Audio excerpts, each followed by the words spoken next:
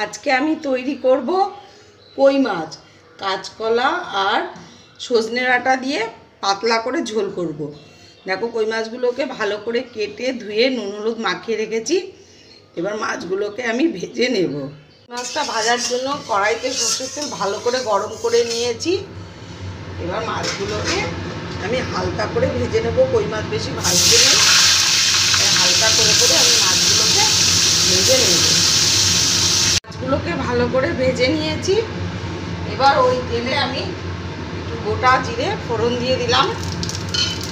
আর এইদিকে আমি কাঁচকলাগুলোকে হলুদ জলে ভিজিয়ে রেখেছিলাম, কারণ কাঁচকলাগুলো একটু হলুদ জলে ভিজিয়ে রাখলে তাহলে কালো হয় না। ফোড়নটা আমার হয়ে গেছে।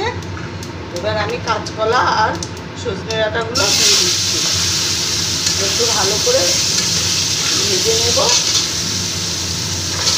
কাঁচকলা আর সজনে ডাঁটা ভেজে নিয়ে এবার আমি একটা টমেটো, কাঁচা লঙ্কা আর একটু আদা পেস্ট করে রেখেছিলাম, আর স্বাদ মতো নুন হলুদ, 1 চামচ জিরের গুঁড়ো, 1 চামচ ধনের গুঁড়ো দিয়ে সামান্য একটু জল দিয়ে মশলাটাকে আমি কষিয়ে নেব। আমার ভালো করে মশলাটা কষানো হয়ে গেছে।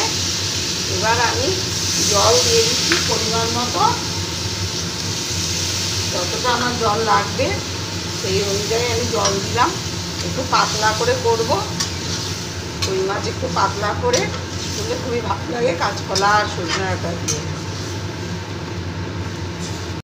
ঝোলটা ভালো করে ফুটে গেছে। এবার ভেজে রাখা মাছগুলোকে আমি দিয়ে দিলাম। মাছগুলোর সাথে ভালো করে ঝোলটা ফুটিয়ে নিয়েছি। আমার সব কিছু সেদ্ধ হয়ে গেছে। এবার আমার গ্যাসের ফ্লেমটাকে এবার অফ করে দেব। পুরো রেডি হয়ে গেছে আমার কই মাছ, সজনে ডাঁটা আর কাঁচকলা দিয়ে ঝোল। তোমরা এইরকম কই মাছ, কাঁচকলা, সজনে ডাঁটা দিয়ে ঝোল কে কে খেয়েছো আমাকে কমেন্ট বক্সে জানাবে। আর রেসিপিটা যদি ভালো লেগে থাকে লাইক, কমেন্ট ও শেয়ার করে দিও, আর সাবস্ক্রাইব করে দিও ইউটিউব চ্যানেলটিকে। কই মাছের ঝোল আমার পুরো রেডি।